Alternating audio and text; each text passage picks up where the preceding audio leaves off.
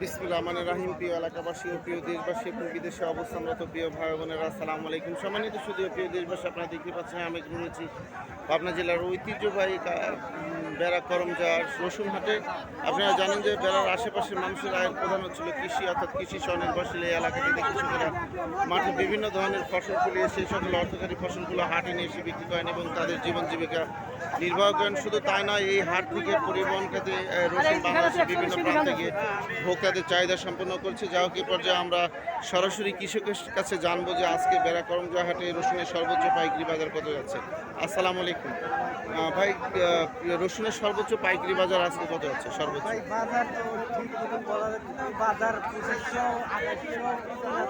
ভালো ভালো যেটা 3200, সবচেয়ে ভালো যেটা 3200 যাচ্ছে। 3032 3500 না? উপরে 35 উপর বাজার সব 3500।